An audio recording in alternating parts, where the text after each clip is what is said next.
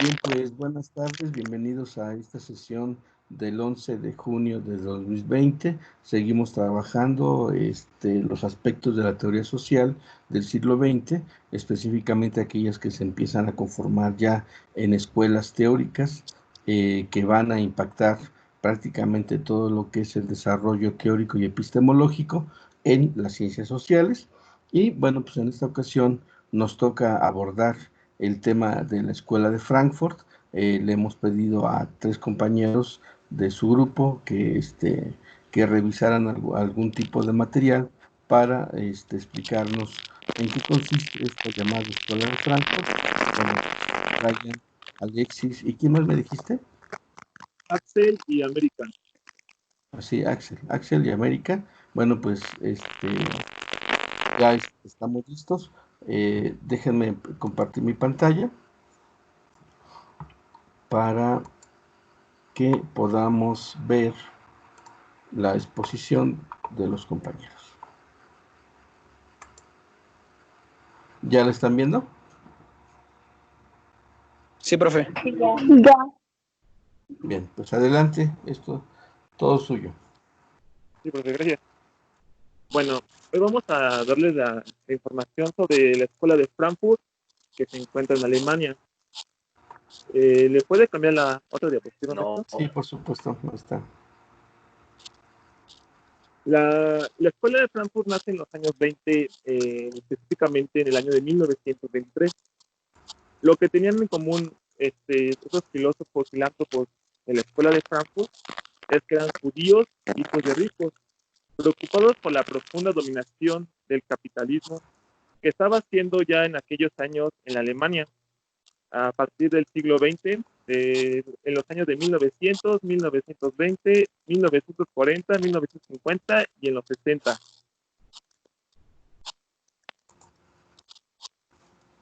Entonces, la Escuela de Frankfurt, que nace como el Instituto de Investigaciones Sociales en la Universidad de Frankfurt, fue un privilegio de la vida universitaria institucional, porque no había precedentes de la creación de un instituto de orientación marxista institucionalizado en la universidad de tal prestigio como la Universidad de Frankfurt. Pero esto fue gracias a un esfuerzo que tuvo un multimillonario llamado Felix Wayne. No, es un anterior, profe. Ah, perdón. ¿Esa? Sí. Ok. Que tuvo así el multimillonario Felix Wayne. Es un millonario intelectual, filósofo y también marxista, con la crítica marxista. Échame esa. La de Puma y la del Pepe. Estos rasgos muy peculiares se encontraban en gente burguesa. Era muy raro encontrar rasgos que fueran, que tuvieran estudio, bueno, que criticaran al pensamiento marxista, ya que sabemos que los burgueses siempre se han dominado a la clase pequeña, que es el proletario. La siguiente, profesor, por favor. Axel, por favor. Ok, buenos días, compañeros. Pues yo les voy a hablar sobre el objetivo y los objetivos que nosotros, que se tienen que aprender sobre el estudio de la Escuela de Frankfurt. ¿Cuál es el objetivo del estudio de la escuela? Pues la Escuela de Frankfurt, también conocida como la teoría crítica de la sociedad, fue uno de los movimientos intelectuales más influyentes del siglo XX. Fue una iniciativa creada por varios pensadores, cuyo objetivo era analizar los fenómenos sociales y políticos presentes en la realidad. Y pues ¿cuál es el objetivo en que nosotros podamos estudiar esto? Pues que nosotros conozcamos que podamos lograr un mayor entendimiento del significado de la llamada teoría crítica, que busca poner el acento en los efectos negativos que tiene la modernidad en las diferentes sociedades del planeta, desde los efectos negativos que tiene la modernidad en los diferentes del planeta, desde los efectos negativos en las grandes ciudades, como pueden ser la despersonalización en las relaciones sociales, hasta los efectos en pequeñas comunicaciones apartadas y alejadas de la civilización, pero afectadas, por ejemplo, por el cambio climático. La siguiente, por favor, profe.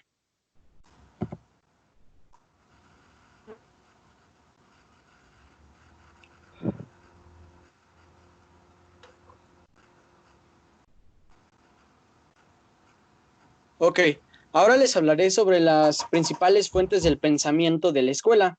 Empezamos con la teoría de Weber, que es ¿en qué consiste esta teoría? Que es el análisis histórico comparativo del racionalismo occidental referido al capitalismo, al Estado moderno, a la racionalidad histórica secular, a la cultural y a la religión.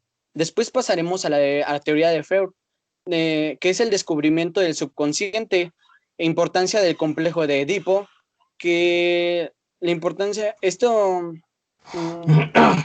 el complejo de Edipo es eh, pues es como, ay, se refiere a una fase de desarrollo psicosexual a la cual tú tienes como, eh, pues sí, preferencia que te gusten como tus progenitores. También es el análisis de la base psicológica del autoritarismo y el comportamiento social y racional. Después pasaremos a la crítica del positivismo, que critica el positivismo, al que se considera expresión del conformismo, como la filosofía, como el método científico y como la ideología política. Y por último tenemos la teoría marxista, que como sabemos pues critica la ideología burguesa, critica la alineación del trabajador, materialismo histórico. La historia pues es vista como una lucha de clases y de explotación del trabajador bajo distintas formas en cada época histórica, como pues ya lo hemos estado viendo. La siguiente, por favor. Después tenemos las características de la Escuela de Frankfurt. Se inclinaban por el idealismo y hasta el existencialismo para el desarrollo de los postulados. Dejaban de lado pensamientos como el positivismo o el materialismo. Desarrollaron su propio concepto de crítica como manera de abordar y completar el pensamiento anterior. O sea, ellos no se dejaban guiar por lo que ya estaba establecido. Ellos criticaban esos pensamientos y creaban pues sus propios pensamientos. Y después tenemos también que criticaban la teoría tradicional y teórica crítica, la crítica al positivismo, la interdisciplinariedad, crítica al marxismo, crítica a la ilustración, crítica a los totalitarios y crítica al neocapitalismo. La siguiente, por favor.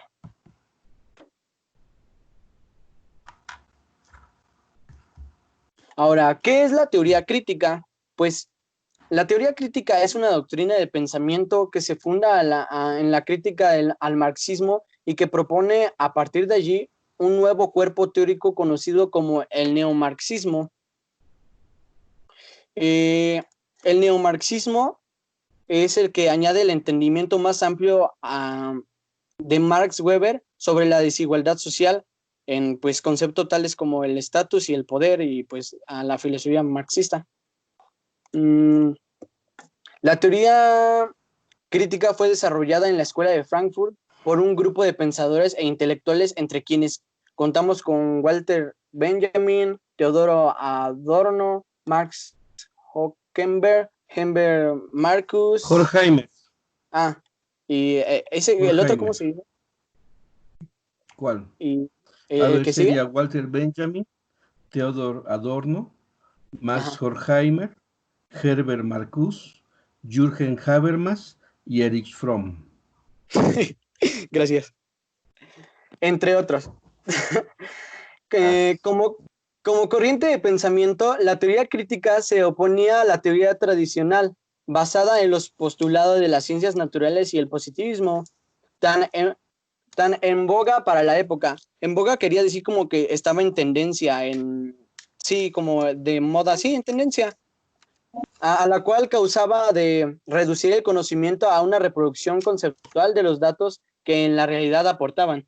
De hecho, el adjetivo de crítica viene a indicar su postura cuestionadora de los saberes procedentes. Pues aquí nos está diciendo que eso pues aclara su postura, ¿no? De estar cuestionando pues todo lo que las teorías que ya están establecidas. La siguiente, por favor, profe. Vamos, bro, yo.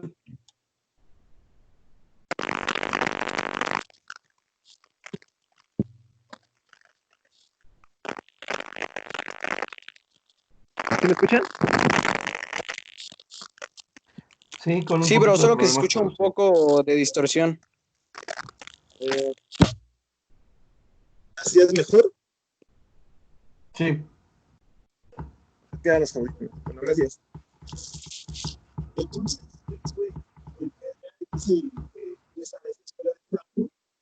sobre No, no te, las autoridades. no, te escuchas muy distorsionado. ¿Vale? Te escuchas muy distorsionado. Perdón. Es que sí, el No, no, señor no. es. No. Ahí ya te escuchas mejor. ¿Ah, sí? Ah, bueno, entonces me lo acerco a la Ahí boca. estás bien. Ahí estás bien, sí. Ok. Entonces lo que estaba diciendo que Félix Güey eh, le invierte un dinero de su enorme fortuna al esfuerzo de crear el instituto y convencer a las autoridades universitarias de crear un instituto que se encargue de hacer investigaciones sociales, sobre todo a los grandes problemas que ha estado causando el capitalismo en esos años. Y finalmente, la dirección del instituto queda a manos que le dio un impulso muy importante a la universidad, fue Max Horkheimer. ¿Horkheimer? Bueno, Horkheimer. Primero fue Adorno y después Horkheimer. Adoro y Horkheimer. Ajá. Max Horkheimer es uno de los principales representantes de la llamada Escuela de Frankfurt y suele aliarse a un grupo de intelectuales alemanes quien conforma el Instituto Social asociado a las universidades de Frankfurt.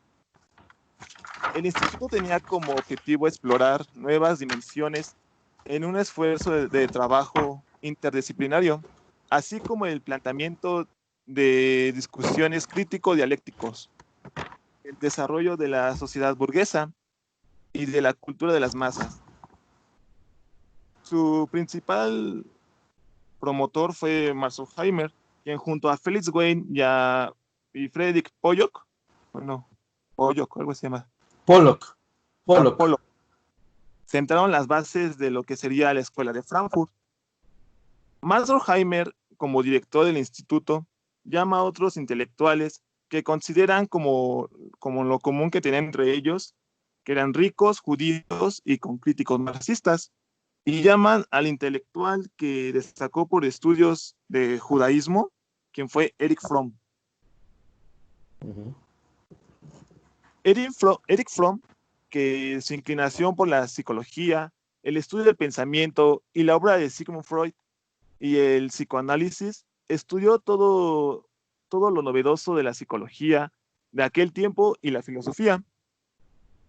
Lo que tenían en común Horkheimer, Theodor Adorno, Lucas y Erich Fromm es que contribuían cada uno con disciplinas particulares, ya que sea en la antropología, en la filosofía, en la psicología, en la sociología o en la epistemología, cada uno a descubrir los hilos ocultos de la dominación del capitalismo sobre la gente.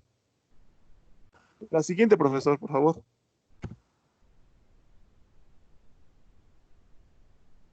Incluso Horkheimer, la persona que está ahí es Max Horkheimer, diseñó Horkheimer. textos y creó categorías hoy conocidas como razón instrumental.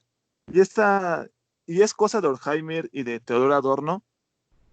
Ellos escribieron un libro que se llama La dialéctica del iluminismo.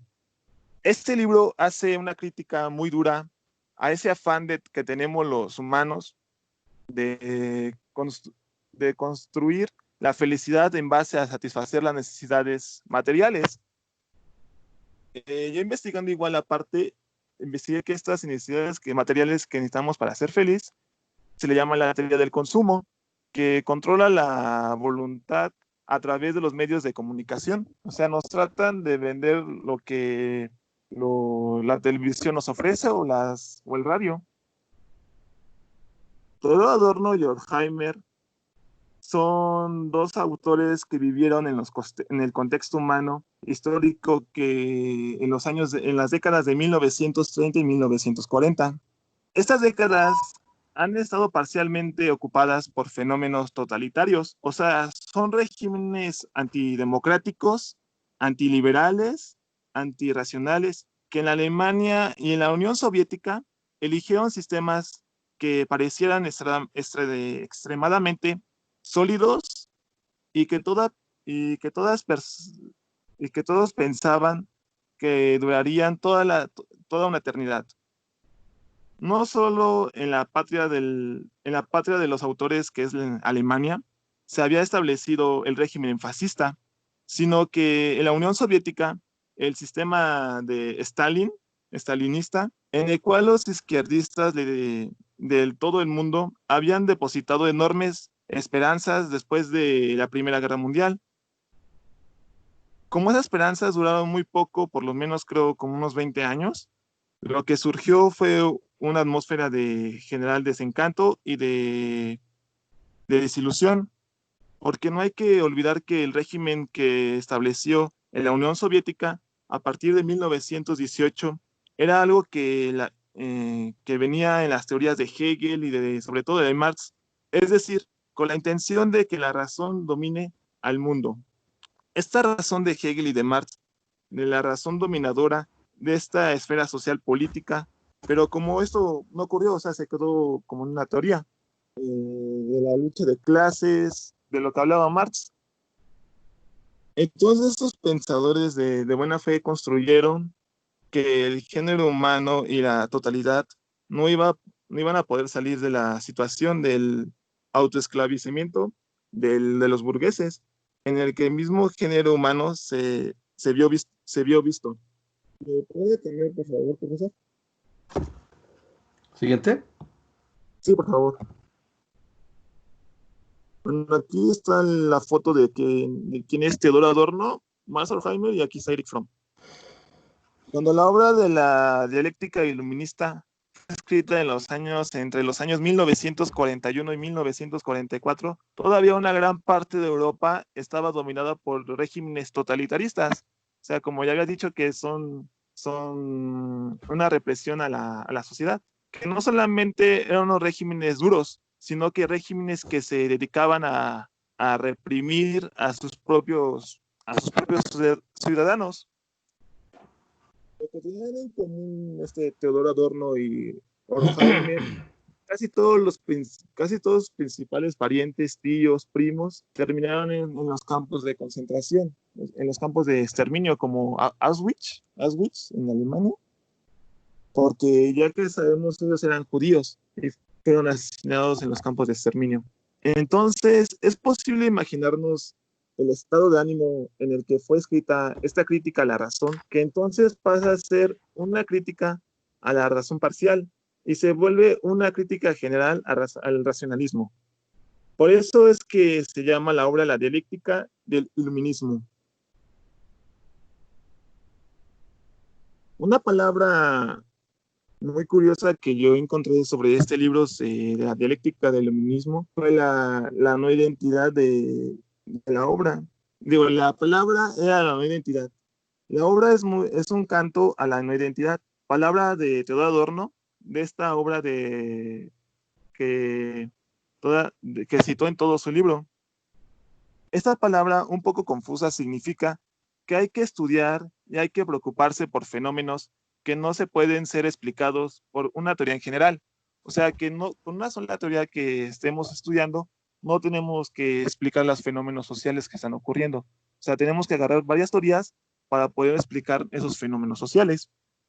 Entonces, la identidad es en el fondo un alegato en favor a las particularidades y en favor a los aspectos específicos del mundo social, en favor a los individuos, y es por eso que también que Adorno es considerado como uno de los inspiradores del posmodernismo actual.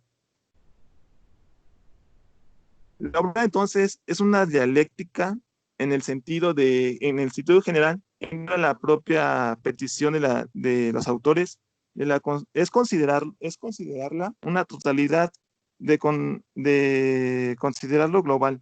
Y ese interés por la particularidad, por lo específico por lo concreto, usando una palabra marxista muy popular para aquellos que no pueden ser, para aquellos que no pueden ser subsumidos. Esa palabra no encontré mucha información del subsumido, pero bueno, por conceptos generales o por reglas generales del desarrollo. Y no es casualidad que esta obra es probablemente aquella que está más lejos del marxismo, a cuales, sin embargo, Adorno y Horkheimer siguieron rindiendo hasta el fin de sus vidas.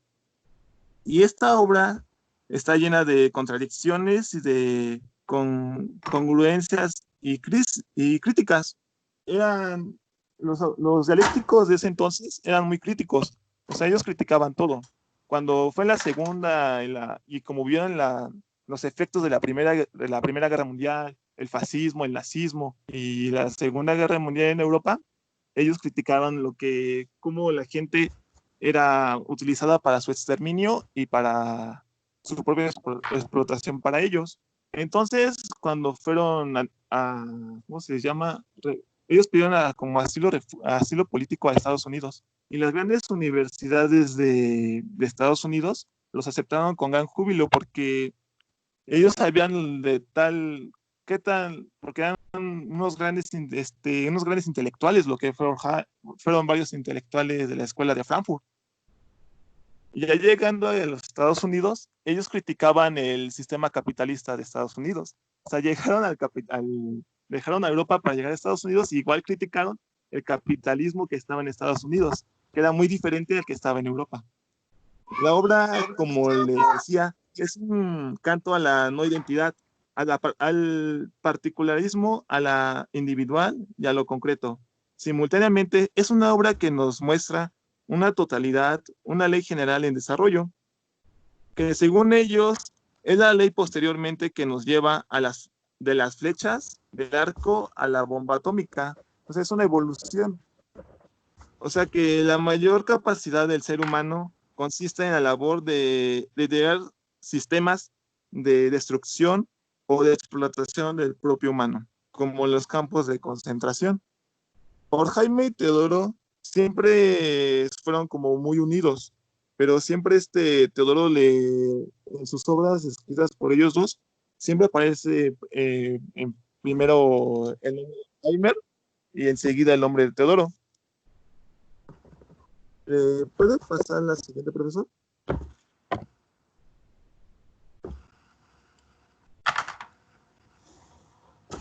Aquí los efectos que estaban viviendo en ese entonces los intelectuales, la escuela de Frankfurt, que fue la República de Weimar, los factores de la Primera Guerra Mundial, el Tratado de Versalles y el fascismo en la Segunda Guerra Mundial.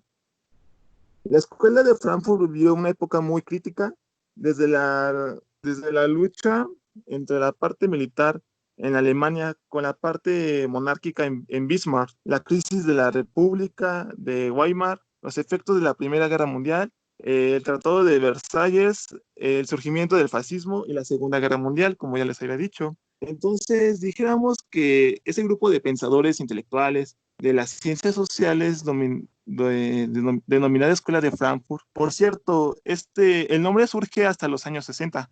Ellos nunca se hicieron llamar Escuela de Frankfurt. Ellos se llamaron siempre el Instituto de Investigaciones Sociales, pero así trascendió Y a Teodoro Adorno le gustaba en vida el calificativo de Escuela de Frankfurt. Y en algunos de sus escritos él se domina como perteneciente a ese grupo.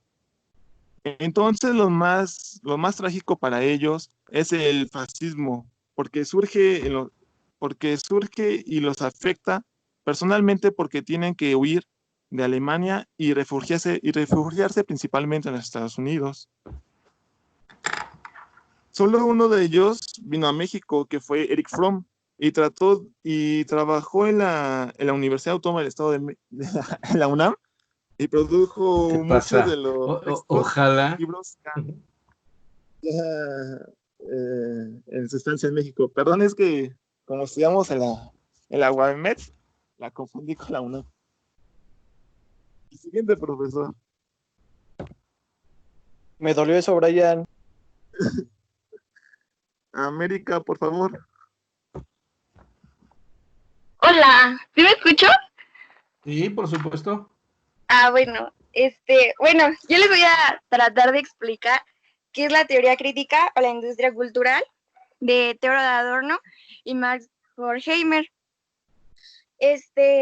Como tal, el concepto salió en 1944 y me gustó como párrafo que dice: la humanidad no solo ha avanzado haciendo el reino de la libertad hacia la plenitud de la ilustración, sino que más bien retrocede y se hunde en un nuevo género de barbarie. Pues antes de comenzar, traté como de ejemplificar las cosas. Entonces, espero no salirme como del contexto de la teoría como tal, y pues, y sí, pues ya hasta el final que el profe me corrija. Entonces, ¿puede pasar a la siguiente, profe? Sí. Bueno, este concepto como tal lo ponen estos dos autores en el libro de la dialéctica de la ilustración, en un ensayo, en un artículo que se llamaba La industria cultural iluminamos como mistificación de las masas. Lo publicaron en 1947. Era una crítica sobre la función de los medios de información, como ya había dicho nuestro compañero Brian. Lo analizaban desde la industria de entretenimiento que estaba en Estados Unidos, porque ellos estaban exiliados y pues estaban en Nueva York. Y todo esto visto desde la época de a finales de la Segunda Guerra Mundial. ¿Puede pasar a la siguiente? Bueno, esta teoría en sí, lo que quería era explicar cómo la teoría crítica, cómo el gobierno, como el sistema quería incluir a las masas en el mismo, asegurar la obediencia en los intereses del mercado. Querían que consumamos lo que ellos ofrecen. La industria cultural trabajaba con productos que nosotros no vemos como objetos, o sea, trabajaba con la cultura y el arte. Los utilizaban como objetos, desprestigiaban en sí lo que era el arte, desprestigian en sí lo que es el arte, lo que es la cultura, porque los explotan. ¿Puede pasar a la siguiente? Ellos la intención es dividir a la población, clasificarla, organizarla y manipularla, porque para poder de este modo hacer que nosotros consumamos lo que ellos quieren que nosotros consumamos. Porque nosotros simplemente somos, visto desde la época, receptores. Toda la información que ellos mandaban es la información que nosotros obtenemos. Para todos ya hay algo previamente elegido, hay algo previsto, algo establecido estadísticamente. Por ejemplo, les puse aquí una imagen de la pirámide que también se podría interpretar como la pirámide que vimos en la clase pasada de la exposición de Grimm. Hasta abajo, pues están la clase baja. Y toda la población, que es la naranja, que es muchísima más, pongan ustedes, puede conseguir un carrito como el naranja que está en la pirámide del lado derecho. Pero si alguien de la parte baja quiere conseguir un carro como el de la parte más alta de la pirámide, debe de corresponder al sistema. Tiene que estudiar, tiene que prepararse, tiene que graduarse, trabajar, ganar dinero para así poder conseguir algo más, o sea, poder conseguir un ideal. Nosotros creemos necesitar productos que ellos nos imponen, pero realmente no los necesitamos. Es una ilusión que creamos y por eso, hacemos un patrón de consumo inconsciente. No sé si me vayan entendiendo. Y por eso los que están hasta la punta de la pirámide son muy poquitas personas. Son las personas que pueden comprar como el carro más lujoso, el carro que es como el ideal de alguien que quisiera un carro. ¿Puede pasar a la siguiente, por favor? En esta traté como de ejemplificarlo con la película de Wall-E. Pues, para los que la hayan visto, hay una escena en la que todos los humanos tienen su trajecito de color rojo. Y ya, pues ahí van con su traje color rojo y de repente la publicidad les dice, prueba el azul, es el nuevo rojo, así como tal, ese era su eslogan. Entonces, todos automáticamente desde sus pantallas comienzan a cambiar su trajecito y ya no es color rojo, ya es color azul. Y entonces se escucha en la película como ellos dicen, me gusta el color azul, ¿no? Porque pues están en tendencia. Entonces, básicamente, eh, la teoría crítica, la industria cultural, ha definido lo que pensamos, lo que entendemos, lo que significamos por medio de lo que consumimos. Aquí se da igual la homogeneización de gustos, como en la imagen que les puse ahí, todas las personitas van entrando a la casita, pero todos están como de diferentes colores de ropa, ¿no? Y todos salen iguales. No quiere decir que lo defina por su ropa, no, más bien igual también por sus ideales. Homogeneizando a las personas, que se refiere a que todos tengan las mismas características, el mismo modo de actuar, el mismo modo de ser, pues entonces es más fácil manipularlos. Si todos pensamos igual, si todos tenemos las mismas características, pues entonces a todos nos va a gustar lo mismo, a todos nos pueden manipular de la misma manera, es más fácil.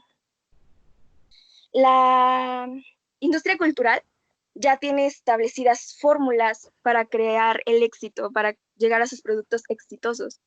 Por ejemplo, en la imagen de hasta abajo les puse La Bella Durmiente y La Bella y la Bestia.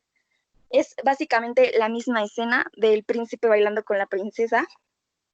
Y pues básicamente igual las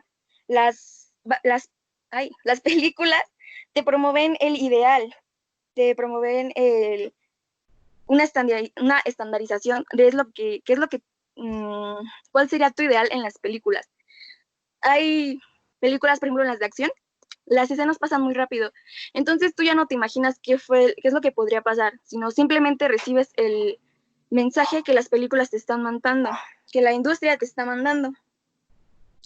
Entonces, pues en sí las películas tienen la misma fórmula. Ya hasta podemos predecir el final de las películas. Como que estamos viendo la película y seguramente ya sabemos cómo va a terminar, y seguro cuando la película termina, sí termina como nos lo imaginamos, porque siempre nos venden lo mismo. Lo único que cambia en sí es la innovación en la tecnología, como los efectos, el doblaje, la producción, todo lo que hay detrás de la industria del cine. Y pues el cine es el séptimo arte. Y pues, por ejemplo, Disney utiliza mucho las canciones en sus películas. En todas en las películas de Disney hay canciones. Y está comprobado que hay canciones que tienen los mismos acordes y son canciones que fueron un éxito, que a mucha gente les gustó. Y pues como tal, las canciones, las películas, todo lo que es el arte y la cultura, pues nos hace sentir. Y a los humanos nos mueve el sentir, o sea, vivimos con sentimientos. Entonces, de eso se aprovecha como la industria cultural, aunque explota el arte, porque antes era más limitado. Básicamente como que lo destruyó y como que hizo que todas las personas no fuéramos libres como tal. Todas pensamos, la intención es que todos pensemos igual. Hay un concepto que se llama reclame, que básicamente es lo que ocupa la industria para poder obtener éxito cuando ellos quieran. Y pues la fórmula en sí... profe, ¿puede cambiarla a la otra? Por favor. Gracias.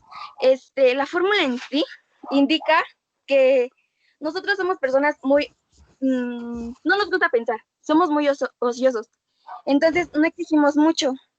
No nos gusta pensar, nos gusta lo bonito, lo consumimos. Lo que básicamente es inútil, lo conseguimos. Entonces, el deseo de no pensar es lo que más les vende a ellos. Es menos complejo para nosotros y es lo que más consumimos. De aquí surgen también los estándares, el estándar de atractivo o los estereotipos. Hasta arriba les puse la imagen de la leche Lala. Una simple caja de leche promociona la vida ideal con el motivo de vender su producto y adjudicar la felicidad a la compra del mismo. Por ejemplo, esa familia que vemos en el empaque de leche, pues es un tema como racial, porque las personas son güeritas, todos tienen de diferentes colores sus camisas y todos son felices. Y la gente dice, bueno, el estándar de familias en México realmente no son así, son como la foto del lado izquierdo. Entonces, ¿por qué nos estás vendiendo tu imagen de ese tipo? Exactamente porque inconscientemente nosotros decimos, muy bien, voy a comprar esta leche, ¿por qué? Porque pues, está bonita, ¿no? Igualmente, nos dan los ideales, por ejemplo, en las fotos de las casas. La casa de arriba es una casa que cuando te dicen, ¿cómo quisieras una casa? Probablemente te imagines una casa grande, una casa iluminada, una casa bonita, con espacio, con jardín, con alberca, como tú la quieras, ¿no? Tu ideal de casa. Pero para conseguir esa casa, como parte del sistema, tienes que seguir los pasos del sistema para poder llegar a esa casa. Entonces tienes que trabajar para el sistema y poder obtener una casa.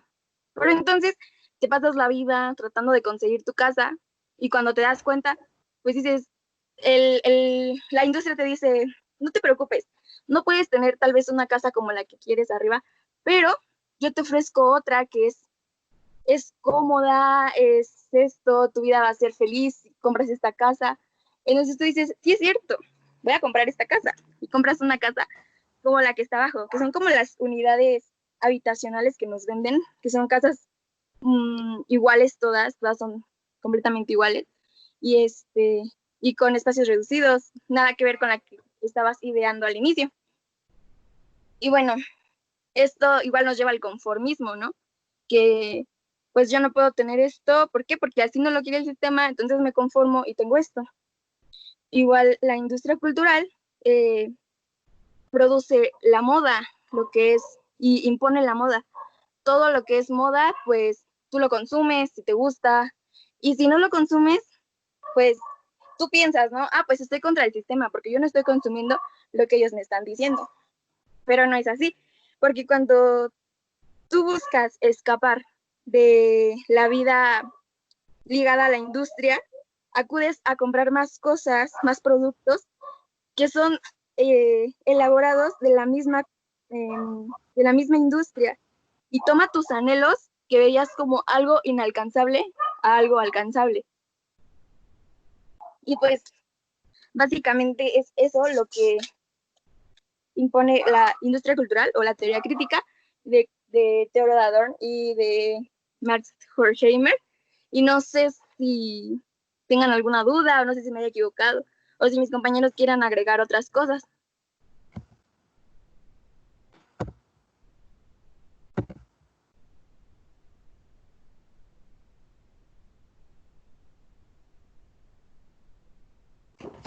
Bueno, entiendo que con eso terminan la exposición, ¿verdad? Sí. Ok. Pues preguntas, muchachos. Yo al final ya saben que siempre les hago algunas acotaciones, solamente para hacer algunas precisiones básicas, ¿no? Pero, a ver, quiero escuchar preguntas. Vámonos acá, a ver dónde andamos.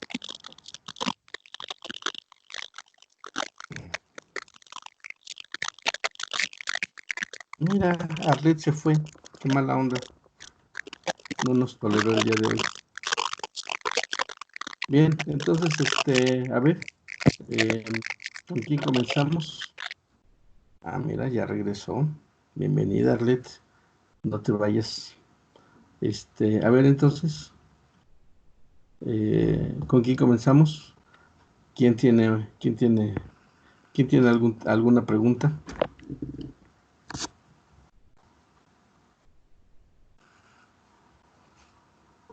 Pregunta a la una, pregunta a las dos, pregunta a las tres. ¿No? Bueno. Entonces, vamos a ver. Brenda Itzel Rancaño, ¿estás ahí? Brenda. Brenda. Profe, yo sí tengo una pregunta. Sí, adelante.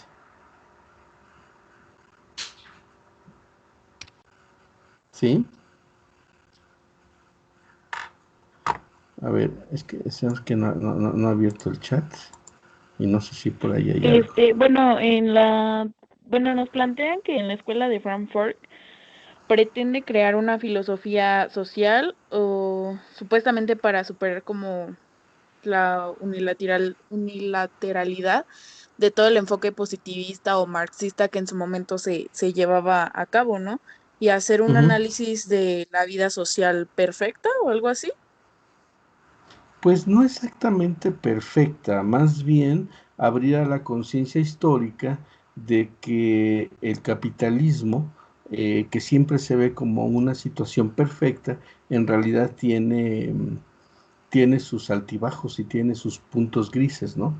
Eh, por ejemplo, una de las cosas que ellos van a cuestionar profundamente es este periodo del fascismo alemán, que a ellos les toca vivirlo, por supuesto, pero cuando se van a Estados Unidos van a criticar ya no el fascismo, ya no hay ahí no tienen ese contexto, pero ahí tienen el problema del consumismo y también lo van a cuestionar, como decía Brian al principio, ¿no? Ellos van a establecer una teoría que va a buscar los puntos oscuros del capitalismo. Y, y bueno, pues obviamente que eso tiene su consecuencia analítica, eh, porque a diferencia del estructural funcionalismo, que fue lo que tú expusiste, eh, ellos no ven ese punto de orden, ¿se acuerdan? De cohesión social que Talcott Parsons había definido como la característica del capitalismo. Más bien lo que ellos van a buscar es entender aquellos procesos de dominación. Entonces, uno de los conceptos fundamentales de la escuela de Frankfurt es precisamente el de la dominación y esto se deriva de la lectura que se hace de Max Weber. Max Weber en su texto de Economía y Sociedad hace un estudio muy interesante sobre lo que son los procesos.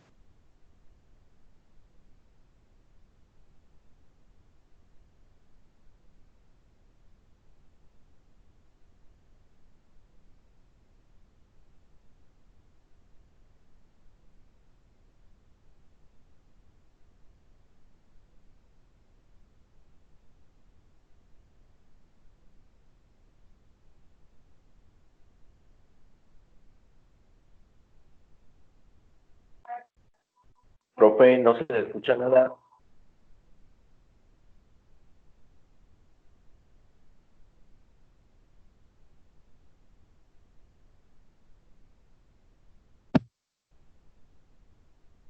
Profesor, creo que se le fue el Profe, no se internet. escucha.